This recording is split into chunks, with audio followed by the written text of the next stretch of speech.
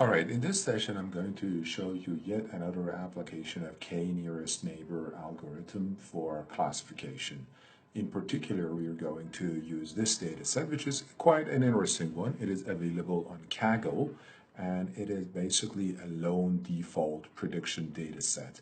Here you're going to get a bunch of variables that are all related to people who have taken a loan, and the task here is to predict whether or not they're going to default on their loan. As you could imagine, this is an extremely important classification problem for any financial institution because they would love to be able to predict whether or not the person who is applying for a loan is going to be able to paying back their loan or not.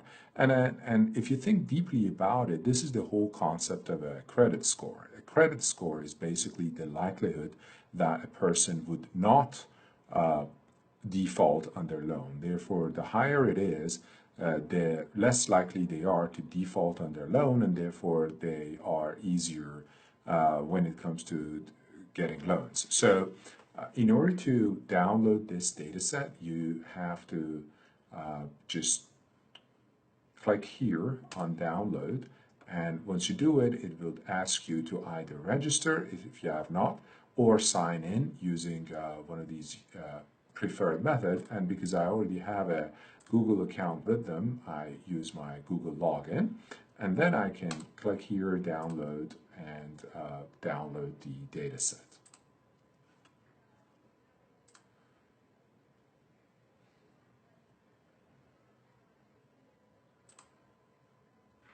Okay, now the other thing that I would like to show you is to work with Google Colab rather than Jupyter Notebook in Anaconda. So let's first open this data set and extract it. And I've already extracted this data set on my downloads, but because this is the first time that you're doing it, you have to click extract and make sure that you remember on which location you're extracting it. I have already extracted this data set on my in my downloads. That's why you can see it here.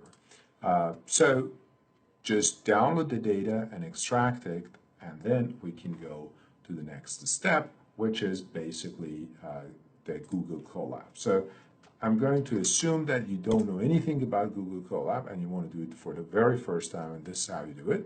You just Google Google Colab and it takes you to colab.google, and you say open Colab, and then it will show you this page. And what we're going to do is to create a new notebook, because this is the very first thing that you're going to do, and give it a name so that next time you can find it easier. So I'm going to call it loan default using KNN, and I would be ready to go. Now, because this is a cloud-based environment, you have to upload any data set that you want to analyze first. And it is super easy to do this. You go ahead and say from google.colab import files, and then you say uploaded is equal to files.upload. And you're just writing the command, but you have to run it, and once you do it, this thing appears, which is basically asking you to upload the file that you want. So you go ahead and click loan default and open, and then give it some time to complete the uploading. It will take a moment depending on your internet speed.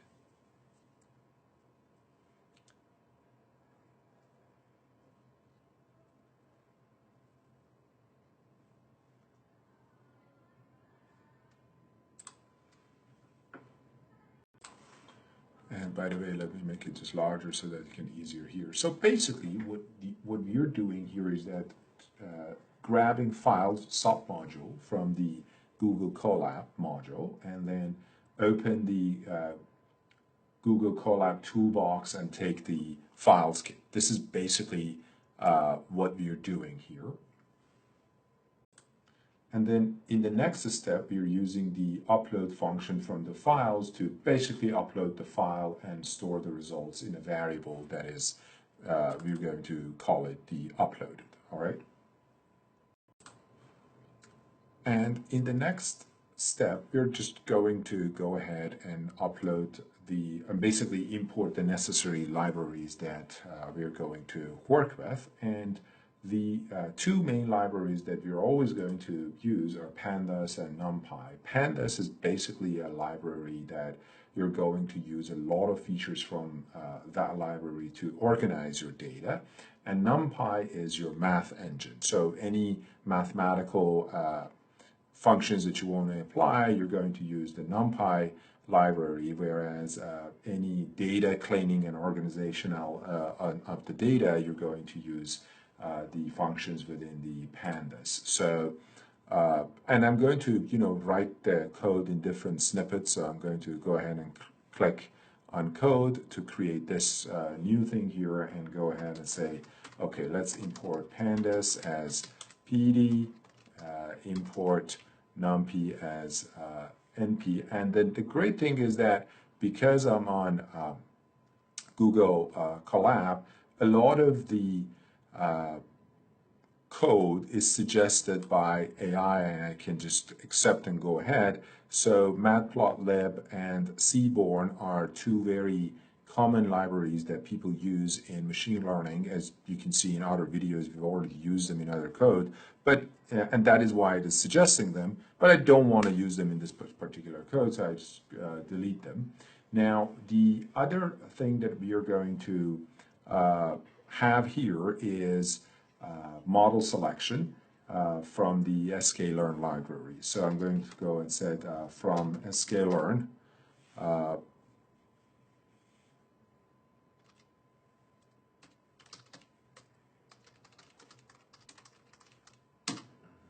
import train test split. And what it is doing for us is basically in the next steps, you will see it allows us to split the original data set into testing and training portions. So on one portion of the data, we're going to train our model, and then on the other portion of the data, we're going to test our model. This particular library here is going to allow us to do it much more efficiently. And then the next step is to go ahead and basically import the machine learning model that we want to use, and that is k nearest neighbor, which is within neighbors. So we go ahead and say from Scikit-Learn dot neighbors import k neighbors classifier. So, and then make sure that the import is it. This is the basic machine learning model that you're going to apply on your data here. Next step, you're going to go ahead and say from Scikit-Learn metrics import accuracy score actually, and then the other one that I want to use is confusion matrix. And the metrics, in particular accuracy score and confusion, are going to allow us to evaluate the overall performance of our model in terms of how correct it was in predicting whether or not a customer would default on their loan. And finally, we're going to use another one from Scikit-Learn.compose import column transformer. We are also going to need it in the next parts of the code because we have to transform some of the columns. And one other very important thing that we're going to need to clean this data and prepare it for our machine learning task is to import standard scalars and one-hot encoders. And they are within the pre-processing part of the Scikit-Learn. So from Scikit-Learn, that it already had figured that this is what I want. So one-hot encoder as well as standard scalar. So that's all the libraries that we need, and I'm just going to run it to make sure that it runs and it's fine. And then, one thing, you can add code or you could add text, all right? Text is very useful because you want to add code, nodes to your code. So I'm going to add text, and here is that, for example, in this step, I'm only importing the necessary libraries, all right? And then, this is not the right place that it has to be, so I just click on it and then click move up, and then it shows right above where I want it to be. Now, the next step is to basically load the data and to take a accounting of it by looking at the first few rows. So I'm going to click code again, and it went up there, so I'm going to bring it down. And then I say, all right, data is equal to pd.read underscore CSV, and then the data that I have is actually lone default CSV. So this is the name of the file that I have. Make sure that you copy and paste it here. So a few points here. First of all, you see the very first application of the pandas, right? So read.csv is a functionality available within pandas, and I hope that you understand that when I say import pandas as PD, I'm just using PD as a nickname for pandas so that I wouldn't need to type pandas all the time. So I just say PD and it refers to pandas, and then I use those functionalities within pandas to actually read a CSV file, and that is read CSV functionality. So it's a function that needs an input, and the input is the data set, which is the lone default.csv. It reads it and then goes and puts it within a Python object, which is here, I call it data. And then if you want to take a look at the data set that is printed, imported, you can go ahead and say, oh, print data.head,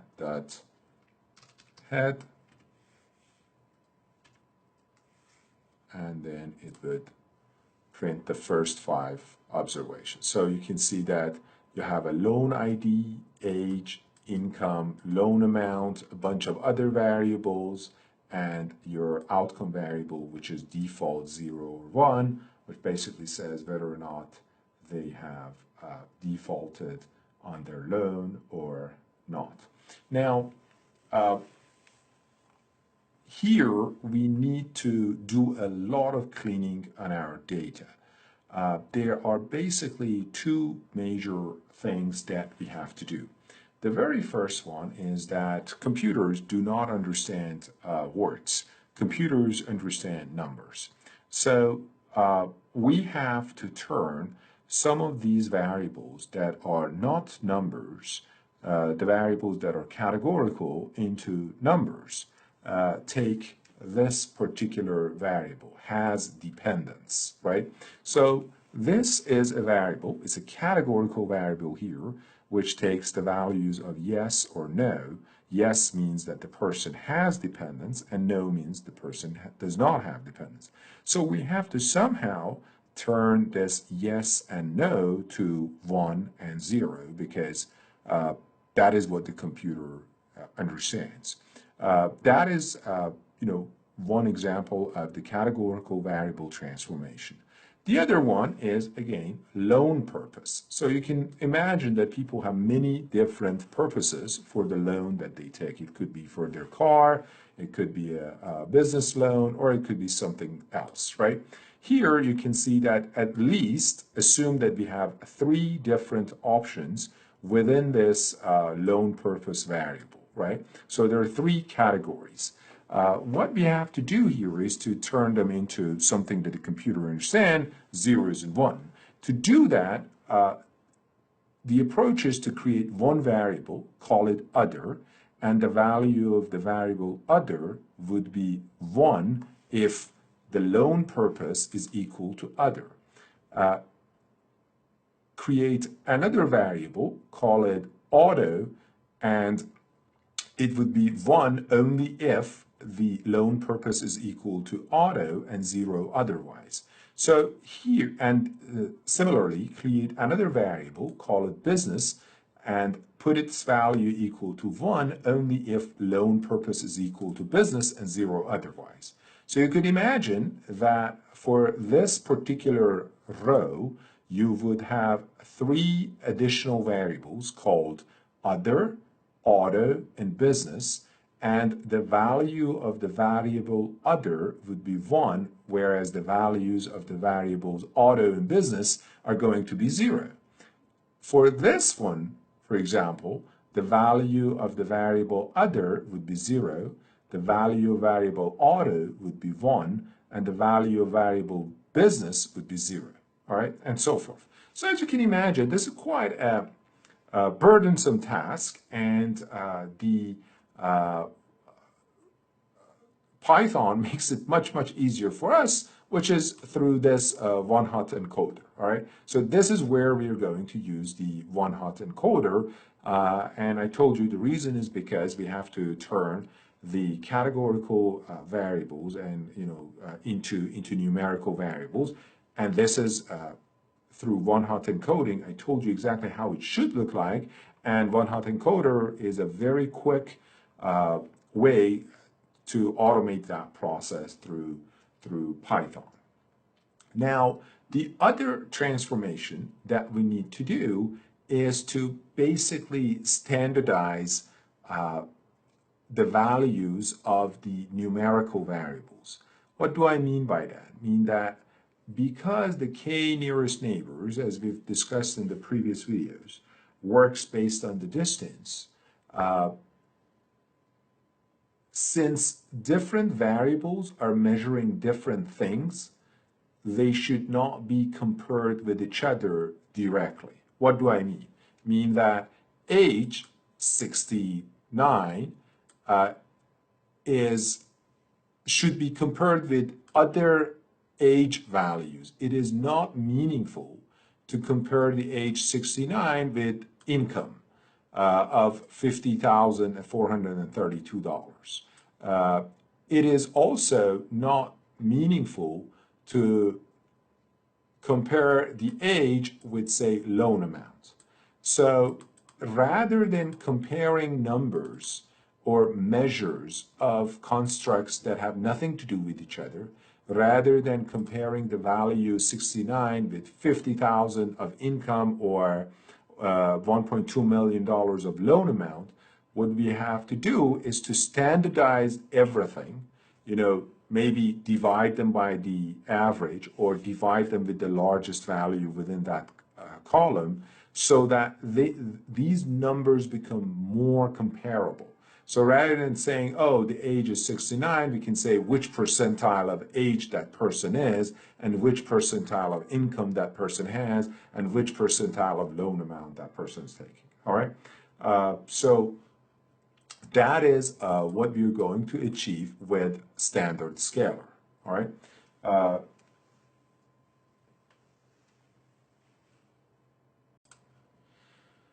Obviously, the one-hot encoding should be only applied to categorical feature, and then this scaling should only be applied to the numerical features. All right. So before going and implementing them, I have to basically create a list of both numerical features and categorical features, and then you will see why I do that. All right, so I go ahead and say categorical features, and then it's equal to, then put in the names of the categorical columns for myself, which are education,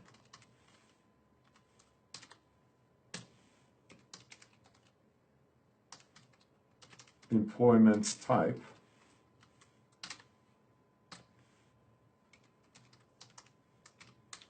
marital status. You know, these are all based on these variables that we have here. And to make it even a little bit easier, because you may say, okay, how can we know the name of these variables, especially if they're not printed here? You can go ahead and actually print them, and to do that, you can create a variable and call it categorical columns, and say that they are equal to, so data that select D type. Basically, select D type, think of it as, say, a filter tool, like telling pandas, hey, go through all the columns in our table and pick out the ones that match what I'm looking for. Okay, so that select data types, and then what we have to do is to say include is equal to, and the great thing is that it's already suggesting what to write, object and category. So basically, this is our filter rule. In pandas, columns with words like, say, high school or married are usually stored as a type called object, okay? Sometimes they might be tagged as category if we've set them that way. So here, what we're saying is that find me all the columns that are either object or category, all right? Those are the ones with text or categories. Those are the ones that are problematic, and we have to basically put them in the categorical features list here. And then we're going to say dot columns. So once select D type, find those columns.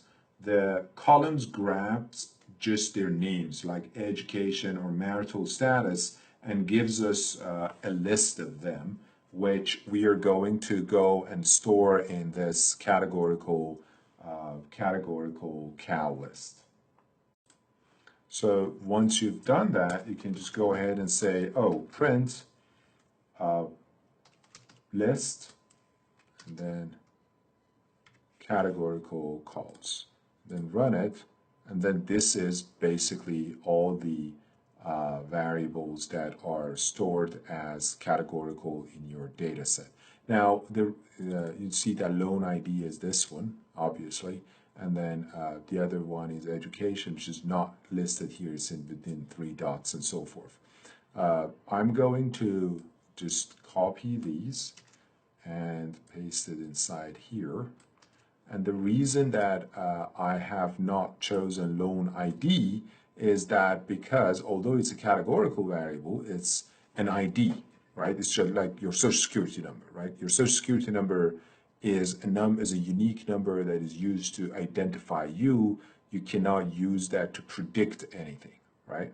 You cannot use social security number to say, oh, because of this social security number, you have higher or lower income, right? Or because of this social security number, you're going to be more or less likely to pay off your loan. So that the only categorical features that are meaningful to be included in this analysis are this and not the loan ID. Now that you saw how we got the names of the categorical columns, you see that it should be very easy to do the same to get the numerical columns. So I'm going to go ahead and create a new list and say numerical columns, and you see that's amazing actually. It's just it comes up with the whole code itself based on what you had already typed above. So it's basically what it's doing is, again, select D types. So this is our filter, and then we say, okay, what to include in the filter? Include the data types that are either integer or float, and get the column names for me, and get those names and put them in this list, and then print the list for me. And it prints them down here, and this is basically the name of all of the numerical variables that you have in your data set. So I am going to go ahead and here create a numerical features and say that it's equal to these guys. Now, one thing I'm going to delete, and that is default. Why am I deleting default? Because I want to work with features, not the outcome. Default is our outcome, so I'm not going to include that. Make sure that you remove the comma as well. So here, I'm basically going to have these two lists, and now what I need to do is to basically do the transformation that I want to do on these two columns. I'm going to do both of them in the same time. So let's do that step by step and put in a new part. So what I'm going to do is to say first, go and say, take all the numerical variables and scale them so that we're going to be comparing apples with apples. And the way that it is going to work is to use the standard scaler, which is basically is going to make sure that all the variables are going to have a mean of 0 and standard deviation of 1. And the way to do it is to say, okay, standard scalar, and then the numerical features. This is just one part, and I'm going to also say that once you do that, call them num. So I'm going to put this in num. And you will not understand what I'm doing for now, but just hold on, all right? And then the next part is to go ahead and do pretty much the transformation for the categorical variables. Now, I'm going to do it step by step. Although this suggestion is correct, I'm going to do it in a different sequence, so it's much easier for you to understand. So what is the kind of the transformation that we want to do is the one-hot encoder, okay? So one-hot encoder, although we can define some options for the one-hot encoder, I'm not going to do it just to make it simpler for you to understand. And then what this one-hot encoder should be applied to should be applied to the categorical features list. So that is going to be the categorical features list. And then just like above that I put everything in num, I'm going to put everything in everything and call it cat, right? As short for categorical.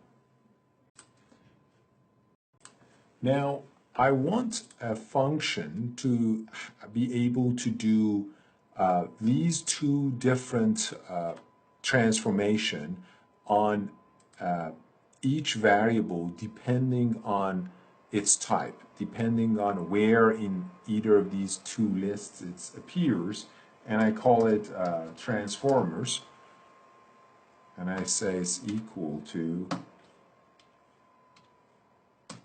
this.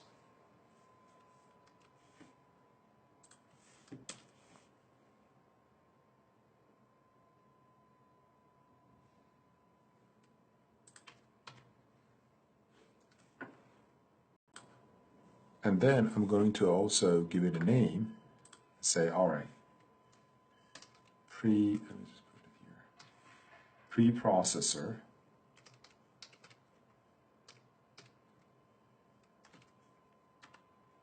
is equal to, you see this beautiful suggestion that is already given me. I've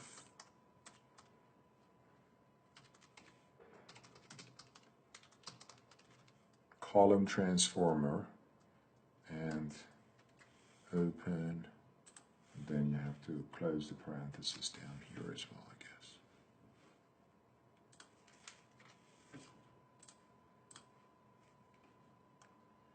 Let's see what the error is with AI.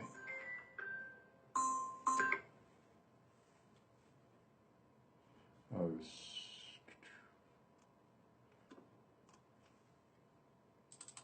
is it the name that I...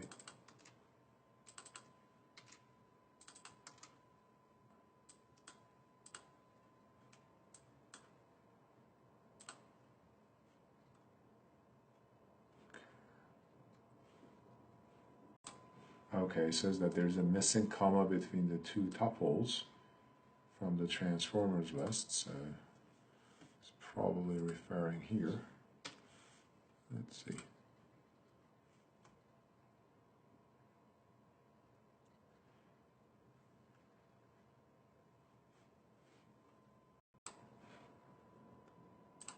Probably this one is error.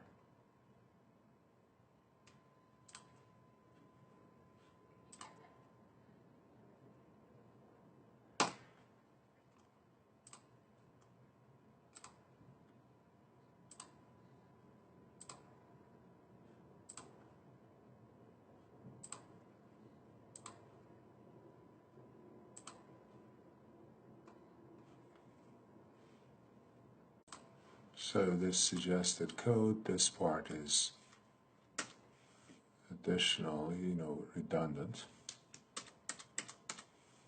Should be working now. Okay. Okay. So now it's working, it's fine. Make sure to use the AI to help you.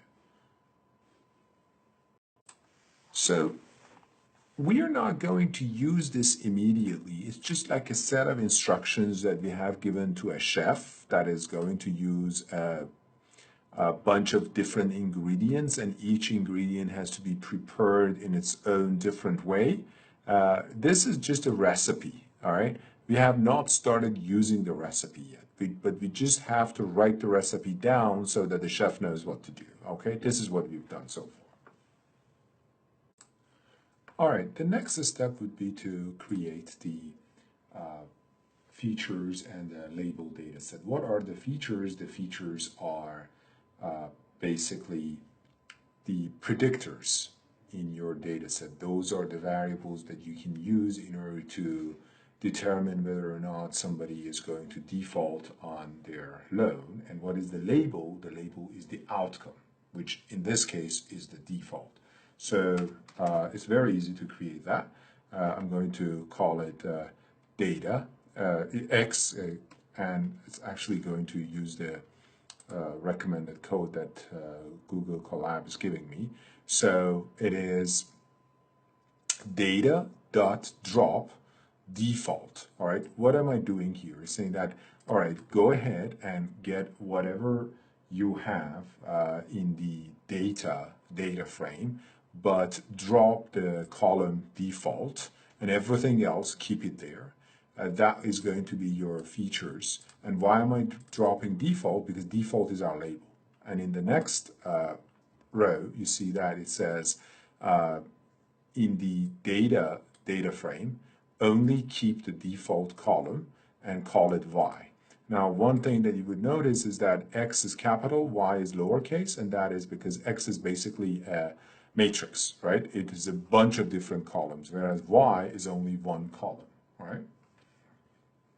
Now, the other part of the code that it created automatically, I'm just going to cut it for now and actually put it in another part of the code right below it.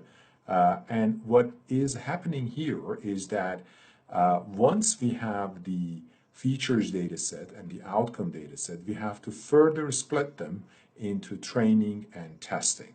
Why? Because we are going to train the machine learning algorithm using the train portion, and then we are going to test it using the test portion. Now, here you see that we are basically going to have four data frames: X train, X test, and then Y train and Y test. You don't need to worry about doing it yourself, because we're going to use the train test to split, where we import it into the from the libraries. Here it is, and basically that is going to take a bunch of different inputs. First is X and Y, right? What is your features data set? What is your outcome data set? Or what is your label data set? And then what proportion you want to be included in the test data set. So here we are basically saying that we want 20% to be allocated to testing, and then the remaining 80% to be allocated to training. And then the random state is 42 is basically a seed number, right? It ensures that every time that those numbers are randomly selected, the same observations are put in the training and testing data set. It is mainly used for making sure that the results are always consistent. You could put 42, you could put any other number, right? You could put 1984, it doesn't matter.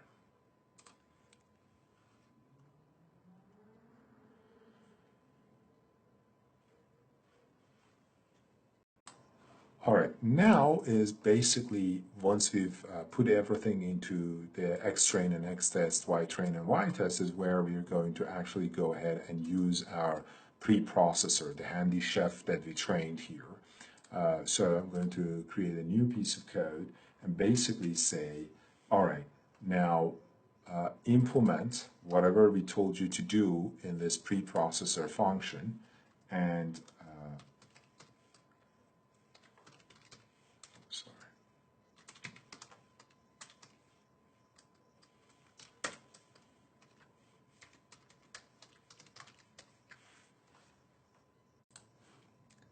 and we're basically saying fit transform X train, and then I'm going to put it into a new data frame and call it X train scaled. Now, what are we doing here? We are basically handing this data to this preprocessor that we had already defined, and basically using this fit transform command.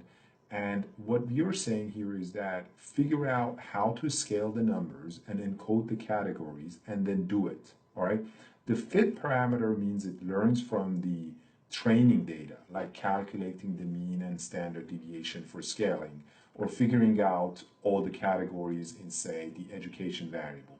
The transform part applies those changes, turning our X train data frame to X train scale. Basically, this is a new version where everything's numeric and scaled, ready for the KNN. Now, we do something very similar, and we say X test scaled is preprocessor that transform X test, right? Here we are only using transform and not fit transform. Why? Because we don't want to relearn everything from the test data.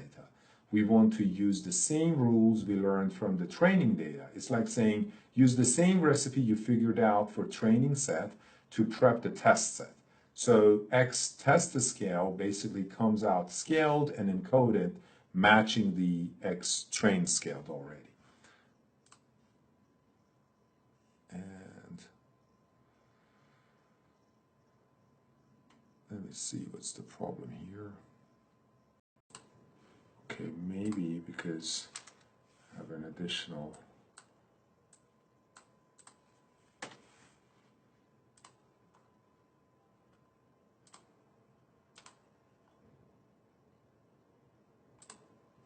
let's see what's the problem here.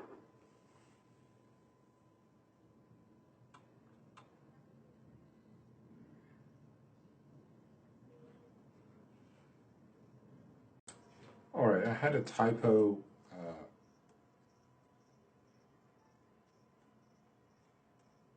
here when I was giving the name of my variables. Let me remove the loan ID actually.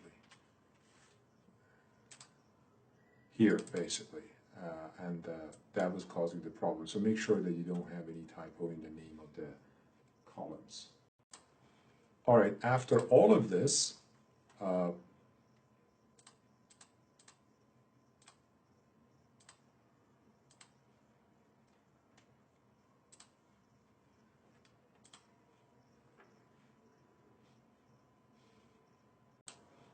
you can actually start implementing the KNN algorithm.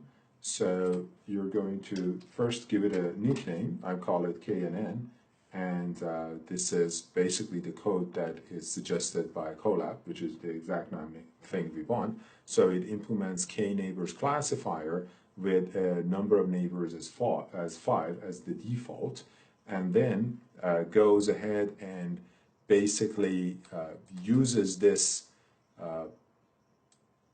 setup of KNN to basically fit the X-train scaled and Y-train. So this is the features data set and this is the label data set. And what I'm going to do is to make predictions and put them in a data frame, basically a list called YPred. And okay, how do I make the prediction? Again, using the KNN algorithm with the predict function.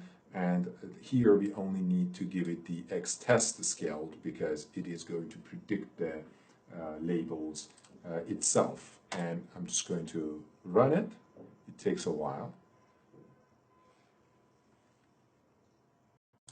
And for me, it took about a minute and 20 seconds to run it. So now it's basically run, but everything's behind. You don't know what happened actually.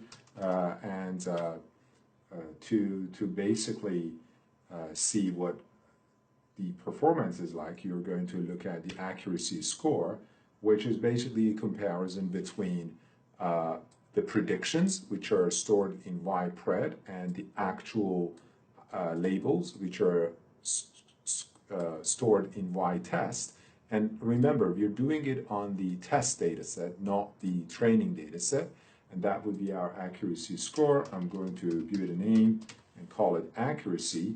And then I'm just going to print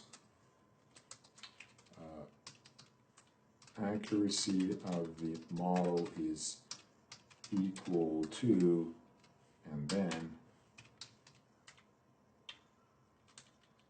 accuracy.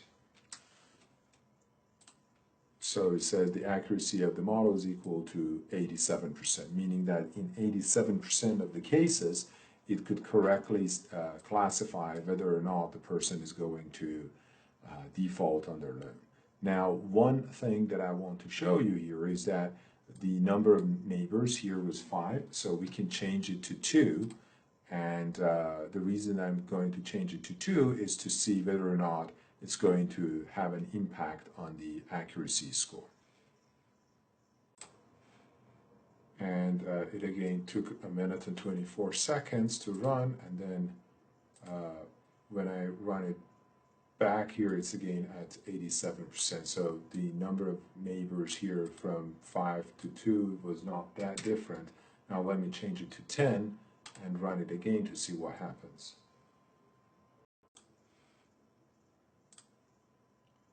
And from when we increase the number of neighbors from 2 to 10, you see that accuracy slightly increases. It goes to 88% from 87%.